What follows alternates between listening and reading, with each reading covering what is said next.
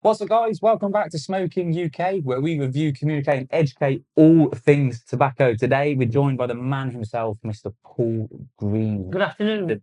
The big dog of smoking. And we're doing something a little bit more fun today. So we've both gone away.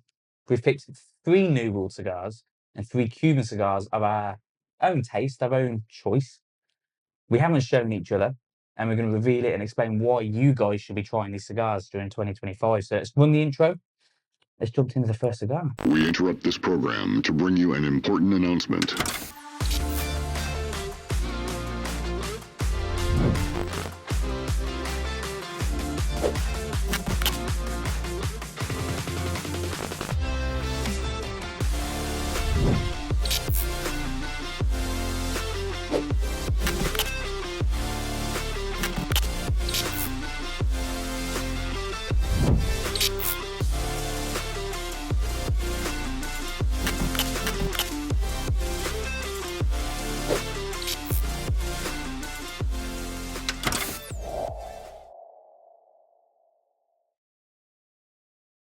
Right. First of all, I'll let you go first.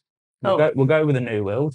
Okay, new boy into bat. So, What is the first New World cigar that everybody should be trying this year? oh, I'm not gonna peek. well, you know, I've been smoking handmaids for 30 years odd now. So I don't like anything mild. I'll be honest. You do like the spicy. I don't get a lot out of a Connecticut. Occasionally, there's a good one comes along, but for me, Yeah. my first choice, if I am going into the humidor, I will come out with an Oliva Serie V Can't go. Robusto. And, well, everybody knows Oliva quality. They just don't make bad cigars. No way at all. They've always got something in the top 25 with Cigar Absolutely. Aficionado. Yeah. These people know the stuff. Yeah. They know what they're doing. There's no way you will get a bad Oliva. No. Sometimes I'll go for a slightly longer one, but this is just about the right length to enjoy a couple of rum and cokes or a couple of whiskies if whiskey's your particular tipple. But for me, that paired with a nice plantation rum just hits the mark. The pineapple one. Absolutely. Gorgeous with that. Yeah, it does. Yeah, Stiggins Fancy Pineapple. That's the one. Yeah, goes absolutely great. And the one good thing about Olivas, you light one up, you never have trouble lighting them. They're always a nice, even burn. Flavor-wise, to me, from the go, you've got tons of smoke, you've got tons of flavor, you've got leather, you got a bit of spice, a bit of pepper. It's all blended so nicely. There's no harsh notes. It's just a nice, easy smoke. Don't go at it hard. Just enjoy each puff. Take it nice and steady, and it's a great smoke. And I'd put that across the whole Serie V selection altogether. And when I did the reaction to the Cigar Aficionados, the Torpedo was in there, shocker. And I actually mentioned I will always have some Oliva in the humidor for rainy days. I can guarantee it's a great smoke. It is. From start to finish. It's some of the best construction you'll see on a cigar. I've never had a plug-in issue. I've never had bad burns. No.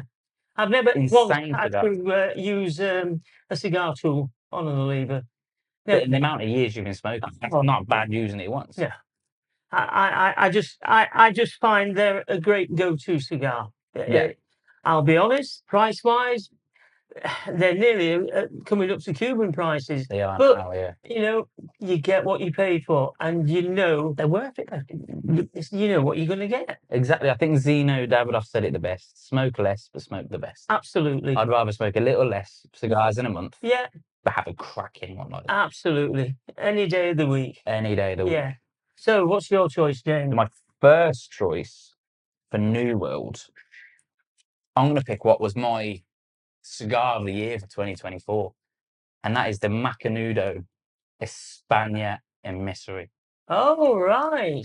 absolutely flawless. Yeah, From start to interesting finish. choice. I've got to say, I have smoked one, and I found some of the back notes to be really interesting. Now, I don't know about you. Could that be the Spanish influence? Spanish, Colombian as well. Yeah, It's quite rare you'll see, especially on the UK market, because we have a very small slice of the pie, don't we? we do. You don't really see Colombian. Very rarely see Spanish tobacco. Oh yeah, But yeah, I found it really like chocolatey, yeah, which was really interesting. Like normally you get a small cocoa, but this was genuinely just like a galaxy bar. yeah. Really milky, great construction again. And the strange thing is, I'm not a huge Macanudo fan. No, They're no. okay.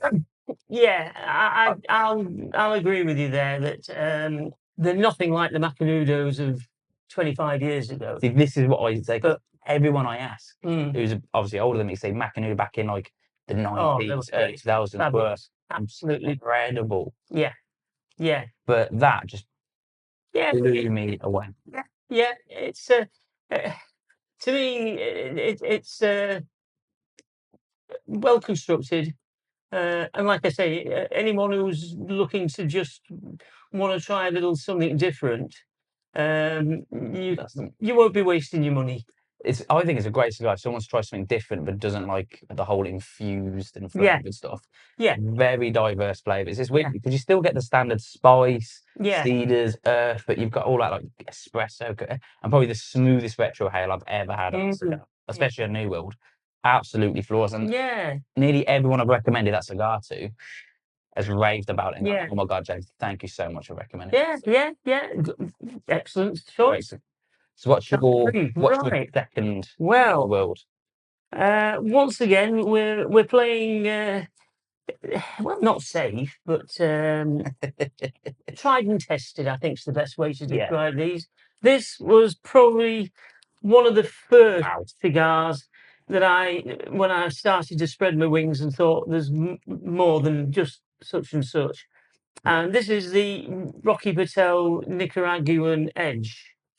And this is the Toro, because I don't like weedy cigars. If you're going to have a cigar, have a cigar. I'm like that. You know, get a smoking hut.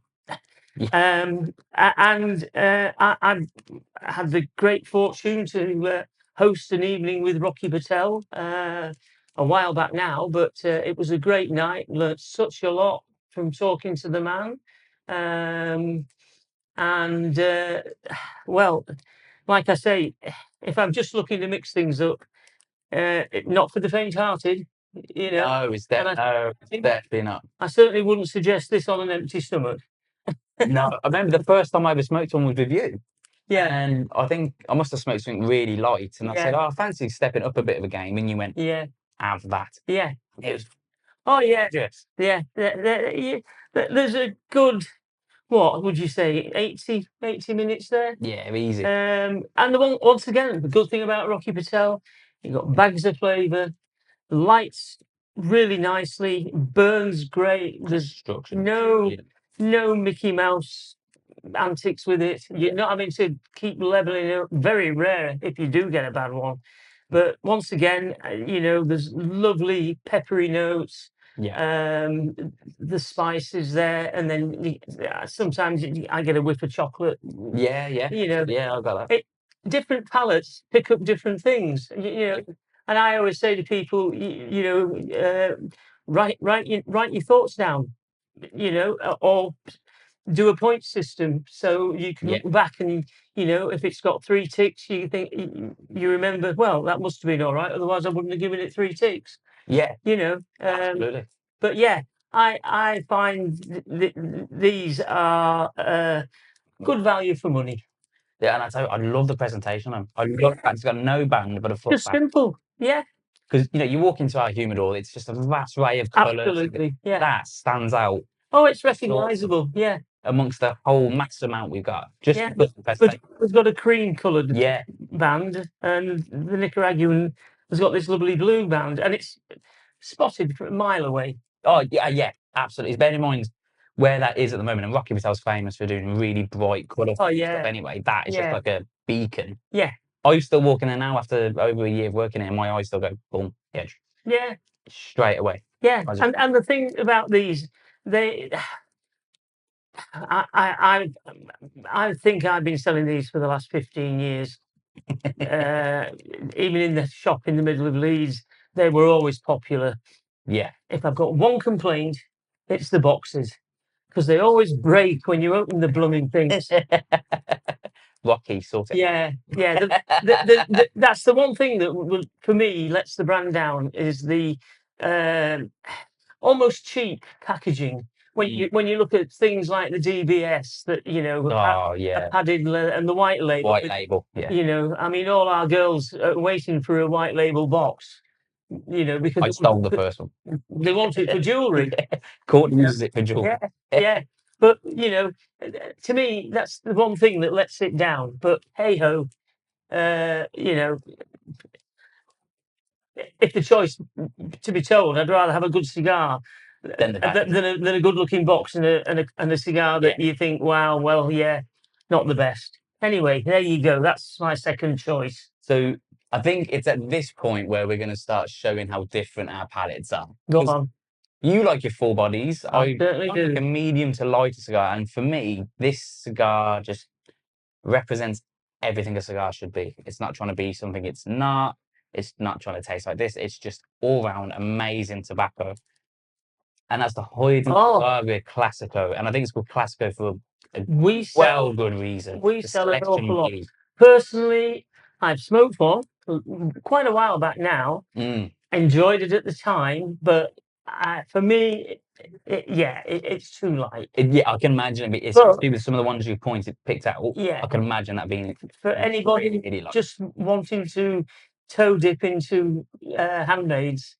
And once again, made by a great company, Hoya, been going for ages. Probably the most well-established Nicaraguan cigar company. Well, they were the first Nicaraguan cigar company to export and produce cigars. Did you go to the factory? Yeah. So you've seen the bullet holes in the wall from the river? Bullet holes in the wall. I must have smoked about 6 or 7 of those a day. Yeah. Every morning. That was almost like our cigar of the week. Well, that's great. If you're the kind of person who likes one in your mouth all the time. Oh, it's perfect. Yeah, absolutely. Yeah. Every morning. That was my breakfast. I'd go straight down to the hotel. Yeah. I want a black coffee, and I lit up one of them. Every morning. Yeah. Without fail for a whole week. I'm jealous. Absolutely fantastic. But yeah, it's a lot lighter.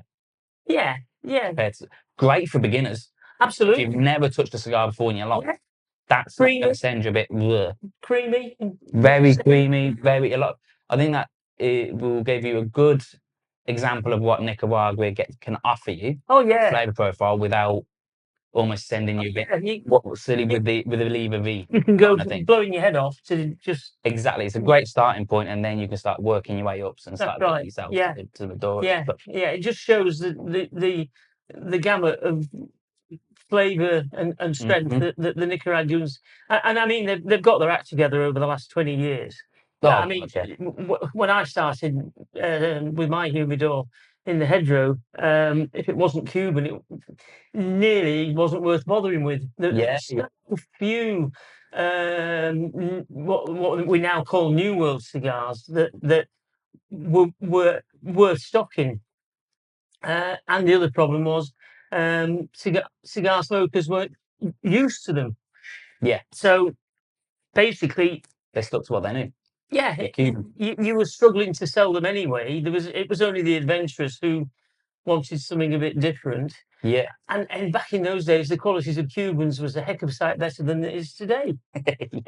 Absolutely. You know, and like I say, nowadays, there's so many people. I mean, we were blessed with a visit from Abe Flores not so long ago from PDR. And he gave me a couple called Vignette. We will be stocking them shortly. So fantastic. Look out for the review, folks. Vignette. They're coming. I've smoked one. Brilliant. Best cigar I've smoked last year. Absolutely fabulous. The blend was right up my street. Couldn't fault the blend. Really good. It was a Bellicoso. Nice. I got an hour and 40 minutes out of it. Oh, pretty decent size then. Yeah. Oh, it was a nice smoke. Yeah. I wasn't quite in tears, but I was close to when I had to say goodbye to it. Really enjoyed it. And then, you've got Nick from Foundation, Nick Melillo. Oh, I mean, what that guy doesn't know about cigars isn't worth knowing. it's not, and I was so close to picking up Foundation, but I thought it'd be too obvious because I would speak to George and smoke them and review them. But you're right, what that man doesn't know about cigars ain't worth knowing. And I've never had a bad Foundation. I've got ones that are more my favourite. Yeah. But every single one in their line. Yeah. Impeccable. I mean, my dream is one day we here at Smoking can get our heads together with Nick and come up with a blend that we can sort of pass as exclusive to Smoking. Oh, can at some point. We have spoken about it, who knows where it'll go. Watch this space. Watch this space. Yeah, that's all I can say. Right. So what's going to be your final new rule before we move on to the Cubans? Well, this one I had back in October, and I just thought, wow. I remember you giving me. Yeah. This, everybody, is a Kristoff Vengeance Toro. Really not for the faint heart. Oh, it's a knucklehead. It's a knucklehead. You do not smoke this without having had a damn good chew on something. Otherwise, you will regret it. It's really a good smoke all the way down. Starts out nice, but it's just like any woman gets its claws out, and and you're smoking one at the end. This cigar will tell you when it's time to give it up. I think when you first gave it to me, I smoked it I think it was in a beer garden. I think me and you. And the first question you said to me is, "Have you eaten?" Yeah. Like, yeah. Why? Have that. Oh yeah. And you get about halfway through that second third, and you start going, "Oh, okay, that's really got something about it that has," and that really ramps up in the final third. It's complex, but it's not just all about raw Ligero power and No. It's still very well balanced. It's not a nicotine hit. No. It's just flavors, and whoever put the blend together, superb. I think that goes for the whole Kristoff range. Yeah. Ain't got a bad one. No. Is it San Andreas? Oh yeah. They're very nice. They produce some absolutely incredible cigars, and it's crazy how many people don't know about them. See it on social media all the time. People are like, "Oh, I found this brand called Kristoff," and it's like, "There are Humidor's best kept secret." Yeah, it's how had a Kristoff. Yeah, they're fantastic. Yeah, but definitely not for the faint-hearted. No. But once again, if you take it steady, you'll get away with it. It's like everything, if you go mad, you'll think, "Oh, Oh, you wouldn't want to puff on it like a fucking train, would you? Yeah. Even now, after how many years we've been smoking, I think it's been a bit. I think, if I'm right, I got nearly 2 hours out of that. That's pretty good. Yeah, but I was taking it nice and slow. There was a good film on, and I demolished a bit of rum as well. So it's gorgeous with coffee. Yeah, it was a very good Saturday night with that. Thoroughly enjoyed it. No, I'm very, very surprised because I know you've got a spicier palate. Yeah. I'm very surprised you didn't pick out an EP Carrillo. I thought you was going to go for like the Pledge. Yeah, I'll hold my hand up. I don't like box pressed. Not that much. I always have the feeling that if the Lord wanted us to smoke box pressed, he'd have given us a square mouth. It's my take on it, folks. Horses for courses. Not everybody's going to agree with me. I just don't. It's like chisel. I don't find that a interesting shape to put in my mouth. I'm old-fashioned. That's another great thing about the cigars as well, because I love box pressed. Yeah, well, exactly. It's horses for courses. It is. For me, it's because I live in Wales and it's so bloody windy. I can put it down on the side. So it's not going to end up 40 yards down the road. Exactly. Yeah, I can see where you're coming from. I thought, he's got a really strong palate. He's going to pull out the Pledge or the Encore. I thought that was going to come out. Great cigars, and I'll be honest, it was hard keeping to 3. I could have picked 5. No sweat. No sweat. Well, the Encore was a number 3 cigar. Yeah. Oh, for 2024, which I did not see that coming. Make good cigars. No 2 ways about it. They make cracking cigars. Well, finally for me, and it's one we don't talk about a lot. And I think it's a brand a lot of people don't realise we actually stuck. And I've gone for the light, and I like their whole range. But it's the Hiram and Solomon. Oh, right. It's the Entered Apprentice. I have a lighter palette. I like the Connecticut. But I've never, ever smoked a bad Hiram and Solomon. Oh, no. And we need to start screaming about them more. No. I gave you that Unity, didn't I? Yeah. It was a great smoke. And Master Mason, if you like the stronger stuff. Unfortunately, as you quite rightly say, this is a brand that people, they don't steer away from them, but because they don't know about them, it's not a go-to cigar, which is a shame because they are a very good smoke. They're absolutely. I must have a good 20 in my personal collection of different. If I got one given tonight, I wouldn't be thinking, oh, you know, what can I swap that for? They're probably one of my favourite cigars that unfortunately can't get it over in the UK. It's called a Grand Architect. I'll get my hands on one for you. Yeah. Flawless. Absolutely, yeah. Absolutely flawless. But the Master Mason as well. I nearly picked up the Master Mason. Yeah. I like that. That's again as a cigar, not for the faint-hearted. For me, it's the Maduros in the range that I like. Or the Feathercraft. The Feathercrafts are nice. Yeah. Or the Travelling Man, the one with the purple. Great one, yeah. The Prophet's nice, but Prophet, yeah. I've actually got one of them with me. They're quite big. Yeah, they're 52, that's right, 54, it's a handful. Yeah, it is. It's a big. You want to toe dip into Hiram and Solomon? That is a great cigar to start with. It's crazy how many people don't buy them because they're Freemasons brand. We actually had someone comment on our YouTube channel the other day. I will not shop with you anymore because you stock Hiram and Solomon cigars. Good Lord! It's like with every cigar that's sold, the percentage goes to charity. So by us stocking them, we've probably given hundreds, if not thousands, to charity of some sort. And they're great cigars. Absolutely flawless. Superb. Can't fault them. No. Now, the bit that everybody wants to hear, because everyone's always interested in Cuban cigars. What's going to be your first Cuban? Because we don't really talk about Cubans a lot on the channel, because Cubans sell themselves. Oh, they do. Yeah. So, well, we're going to play it nice and safe. Well, not safe, but this was probably one of my earliest. My very first Cuban was a Sanjo Panza Non Plus, because it was mild or rated mild. And we're going back to the time when I didn't know anything about cigars other than the fact they were long and thin and you set fire to them. You know, when I first built my humidor, I didn't smoke cigars. So, you know, it was a case of, you better learn about these because people were coming in asking me what they were like. And it was like selling Rolls Royces and not having a driving license. Yeah. So pretty quickly, I got into Monte Cristos. And this is the number 4, probably the world's top-selling Cuban. Easy. Without a doubt. Easy. I think that's the one. I think that's the standard every other Cuban cigar holds themselves to. And the reason I've chosen this, people, is because it's got a great flavour. It's a typical Cuban flavour. Everything about it is just steeped in ages of history. It's great for times like this. Obviously, the point of this going out, it's January. It's freezing out something. What, half hour, maybe 40? Well, I get 40 minutes easily out of that. Yeah, but if you had if you went at it, if you got a good pair of lungs, 30 minutes. Yeah, but it's a nice size. It's round, not square. You know, we're gonna have so many comments about that. And it's just a typical Cuban flavour. It's got the back notes.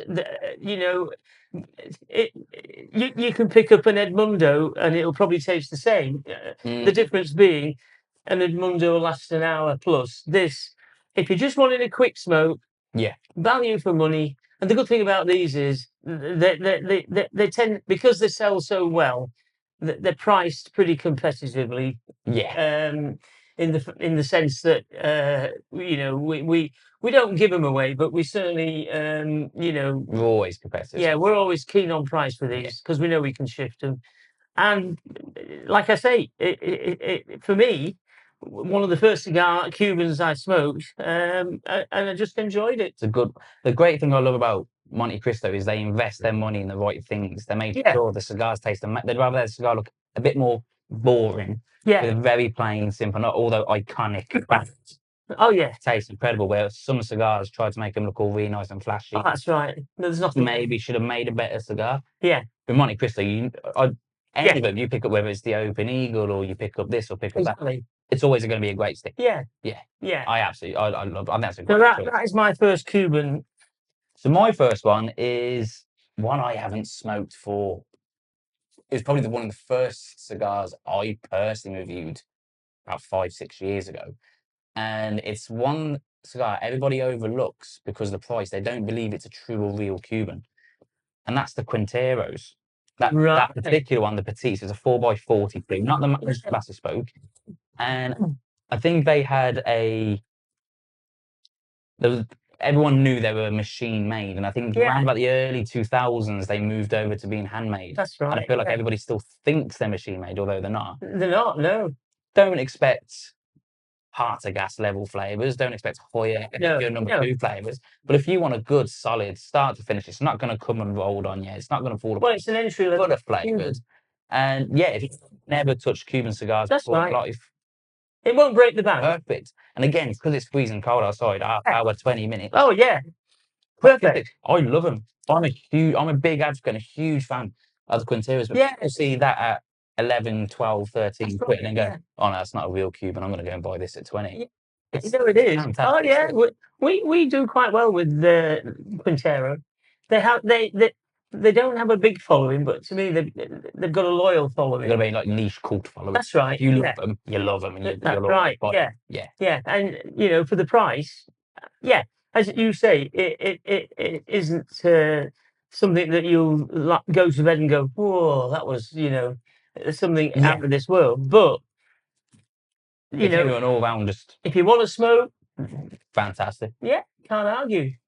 So right. Well, I've set things up a bit here because this here is the Romeo Bellicoso, which was another one of my early ventures into the Cuban cigar world, and completely different to the Monte Cristo in flavour, proving once again that it's amazing what you can do with a bunch of leaves. Yeah, pretty much. But medium flavour, middle of the road. You can smoke this right down. It won't really blow your head off. There's about 50 minutes to an hour in there if you take it steady. The only thing I find, sometimes you can get one that just disappoints. It's tight, so pick them with care. We do our best, but sometimes you get a bad one. You get it. They're all handmade, artisan. That's right. Products, isn't it? That you're always going to find the bad one. And this is why it's important to invest in a perfect draw tool, cheeky plugin, which are available on the website. Yeah, the link in the description. That should be, something that every serious cigar smoker needs in his arsenal. Is I never leave home without it. Yeah, because I've actually got it on my desk. You can save so many cigars. I'll never forget. Oh, I'm going back 20 years now, and I was at an importers conference in London. Hunters and Frankel had invited us down for their annual State of the Company review. Yeah. And on the first evening, we had a lunch, an evening dinner, and prior to that, there was a seminar where they were telling us pretty much how things were with the Cuban market. And as we went into the room, there was a chap stood at the door with a box of Upmann Petty Coronas. And as we went in, we were each invited to take one. And we were given a cutter as well, and a box of matches. So I sat down and prepared the cigar, and everybody was lighting up. So I got going, and I couldn't get a thing out of it. it was so tight. I was squeezing it. I was doing everything to try and get this. And by the time this chap had done his presentation, which was about 35, 40 minutes, most people were down to 2 inches. Yeah. I still had nearly the whole cigar. And that's when I realised, a cigar tool would have just, It's worth its weight in gold. because I had nothing. Not much. No, Quite affordable. absolutely. Yeah. The thing about them is that they just rescue so many cigars that you would just go, oh, give that up. But yeah, you're right. And like I say, Romeo's just never had a bad one. Yeah, run of the mill, but still a good smoke. Yeah, and the one thing I love about Romeo's is the vast. They've always got a cigar for someone, no matter what your budget. Absolutely, You can get one down as little as 20 quid, and all the way up to your White Churchills, 35, 40 plus, and then everything else in between. You got your mini fleurs, you got number 2s, number 3s. We sell hundreds of mil fleurs. Great cigars. I've actually just done a video talking about the mil fleur. Saying how it's a great entry level beginner coming into it's Cuban stick. Great cigar. It's the Romeo equivalent of a Monte. Yeah. It's absolutely flawless. And I'm like that with the number 2 as well. Yeah. Love the number 2. Yeah. Oh yeah. So my next one, and I've done it just because it's still to this day, it's probably one of my favourite Cuban cigars I've reviewed on our channel. And that's the Romeo number 3. Oh yeah. Absolutely, probably the smoothest Cuban I've ever done. I'm quite in a habit of retrohaling, so every third puff, I'll always take at least half of the mouthful. Yeah. That's the first cigar I've ever done, and I just took the entire lot out my nose. There was no burning sensation, but it was absolutely the smoke output is huge. And if you're privileged enough and honoured enough that you can smoke inside, the aroma that they get, it's absolutely flawless. Oh, Ramon once again, it's a brand that has its followers. Yeah, they're very cult-like following. Some people, you either love them, they're kind of like a Marmite, because there's some people I spoke to and mentioned the Ramon, and they're like, oh no, God, I stay clear of them. Yeah. Don't like the Ramon. And other people, well, that's literally absolutely. Yeah. That's their go-to. That's their go-to. And obviously, it's not a small smoke. Good hour 15 if you're taking your time with it. I always try to take my time with plenty of flavour. Anyway, because of the sheer bloody price. Unfortunately, 40 quid for nowadays, taking my time for the whole. Yeah, they're a luxury, undoubtedly. Oh gosh. If you could smoke one every day, you're a lucky man. Yeah. So my last one, final, is one you'll probably recognise from the band. The D5. Partagas D4. Oh, D4. Series D number 4. Well, funny enough, my last one, and it's not. There you go. It wasn't planned. Is the D5. Great minds think alike, folks. Oh no, mine's the D4. I picked up the D4 as well. Yeah, D4. It was a D4. Yeah, D4. Yeah. I just like them. They're flawless. Yeah, they I know they're classed as full flavoured, but for my palate, they're just an easy smoke. And there's something about the back note that you don't get in any other Cuban. For me, that whenever you say to somebody else, "Oh, what Cuban stands out to you that represents Cuban cigars?" and everyone always goes, "Oh, the White Church or with Jetta." Yeah. For me, that's right. Yeah, that represents what Cuban cigars should be. Packed with flavour. Full of flavour, great construction. I always smoke one every year on my birthday. That's my birthday cigar. Yeah. Not the cheapest cigar in the world, but worth every penny. It's whenever I sit down, I'm like, oh God, I've spent that much on it. Well, until Claire started insisting we sent damages back, I used to look forward to a broken one of these. And I found it quite rare because obviously I've smoked a lot of Cubans over the year. You always get some plug-in issues, construction issues. Very rarely find you have construction with the D4. Don't get too many issues with these. Not with the Partagas. And we have a few return to us, or we're quite checking. We go, that's not very often you'll find it with the Partagas. Do you know the big problem? Not the problem, but it seems that the bigger Partagas sizes are like hen's teeth at the moment to get hold of. You just I mean, the old 898s, haven't seen a box of those in years. And they once again, they were a great smoke, Yeah. you know.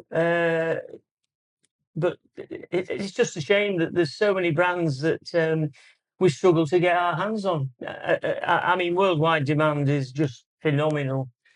It's all the Chinese market. That's right. Mopping them up. Yeah.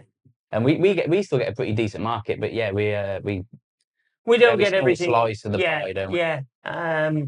Because without fail, once a month, I always, because I've got them on my order list, I always make an inquiry for 898s and Presidentes. And I have to wait while the girl at the other end picks herself off the floor laughing.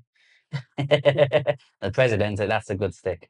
Oh, yeah. I've only ever smoked one, but I remember it. I've never got my hands on. Well, I've told them, but I've never smoked one. I remember it. Someone, God, we've got to be going back at least a year or two now, said, "Oh, I've got a box of these that like my father handed down to me.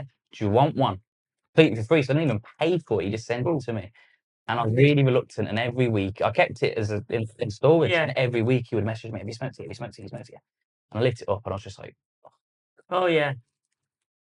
Flawless. So yeah, for me, Partagas D4, that is what. But once again, folks, definitely one, have a meal beforehand. Yes. Not on an empty stomach. Not Partagas are quite famous for that. Oh, yeah. It's like Bolivar. Never smoke a Bolivar on an empty stomach either. No. A bit more oomph behind them. Yeah. Yeah. But no, I'm glad. Great minds think alike. Yeah.